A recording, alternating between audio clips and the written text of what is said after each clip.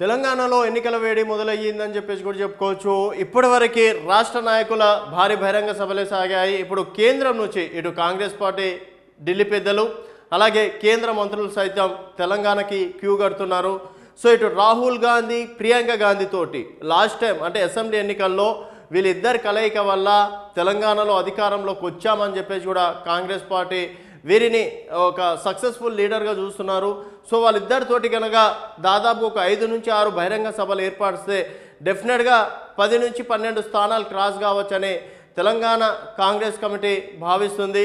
అలాగే మోడీ అమిత్ షా సభలతోటి కూడా జోష్ మీద ఉన్నటువంటి భారతీయ జనతా పార్టీ వారిద్దరితోటి కూడా కొన్ని సభలకి ప్లాన్ చేయడం అనేది జరుగుతుంది.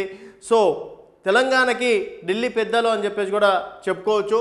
సో రాష్ట్రంలో ప్రచారం ఫిక్స్. తెలంగాణకి క్యూ కడుతున్న బీజేపీ కాంగ్రెస్ జాతీయ నేతలు 5 నుంచి 10వ తేదీ దాకా వరుస టూర్లు. మోడీ అమిత్ షా నడ్డా రాహుల్ ప్రియాంక రాగా సభలు సమావేశాలు కార్నర్ మీటింగ్స్ రోడ్ షోలతో హోరెత్తుతున్న ప్రచారం.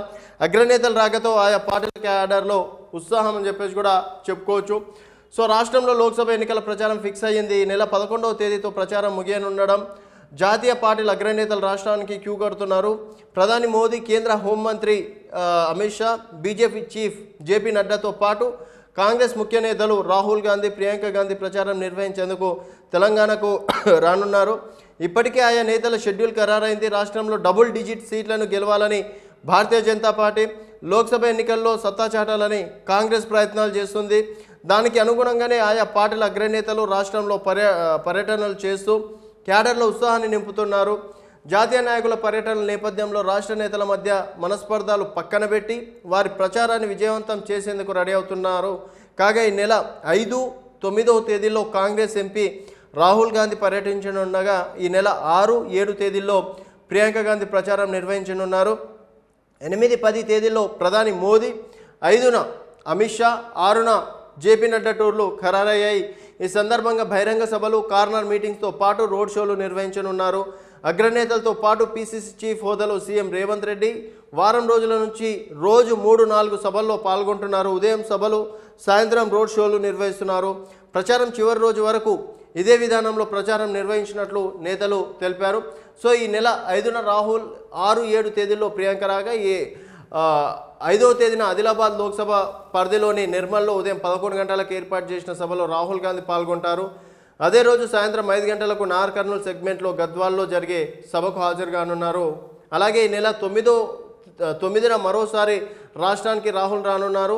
ఆ రోజు ఉదయం 11 గంటల వరకు కరీంనగర్ సభకి, సాయంత్రం 5 గంటలకు హైదరాబాద్లోని సరునార్ ఇండోర్ స్టేడియంలో ఏర్పాటు చేసిన సభలో రాహుల్ పాల్గొని ప్రసంగిస్తారు. అలాగే ఈ నెల 6, 7 తేదీల్లో ప్రియాంక గాంధీ రాష్ట్రంలో పర్యటించనున్నారు. 6వ తేదీ ఉదయం 11 గంటలకు జైరాబాద్ పార్లమెంట్ పరిధిలోని ఎల్లారెడ్డిలో, మధ్యాహ్నం 3 గంటలకు తాండూర్ సభలో ప్రసంగిస్తారు. అదే రోజు సాయంత్రం 6:30 గంటలకు సికింద్రాబాద్ రోడ్ షోలో పాల్గొంటారు. 7వ తేదీ ఉదయం 11 గంటలకు మెదక్ పార్లమెంట్ పరిధిలో నర్సాపూర్లో బహిరంగ సభలో, 7 గంటల నుంచి కుకట్పల్లి, షేర్లింగంపల్లి నియోజకవర్గాల్లో రోడ్ షోలో ప్రియాంక గాంధీ పాల్గొననున్నారు. సో మొత్తానికి తెలంగాణకి ఇటు కేంద్ర పెద్దలు రావడంతో భారతీయ జనతా పార్టీ అలాగే కాంగ్రెస్ పార్టీ కూడా ఆశలు పెట్టుకుంది.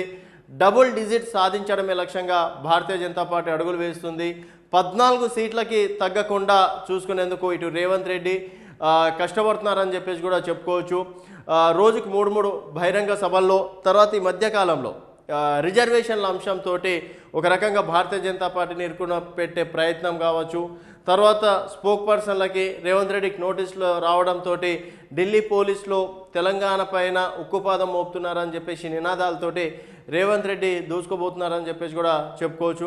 భారతీయ జనతా పార్టీ పెద్దలు మాత్రం ఇప్పటివరకు అమిత్ షా, జేపీ నడ్డా, మోదీ గారితో ఒక విడత ఎన్నికలు కూడా అయిపోయాయి. సో రెండో విడత ఎన్నికలకు కూడా కేంద్రం నుంచి పెద్దలు రావడంతో భారతీయ జనతా పార్టీ నేతల ఆశలు ఎక్కడి వరకు వెళ్తాయని చెప్పేసి కూడా చెప్పుకోవచ్చు. సో 400 సీట్లు రావడమే లక్ష్యంగా భారతీయ జనతా పార్టీ అడుగులు వేస్తుంది.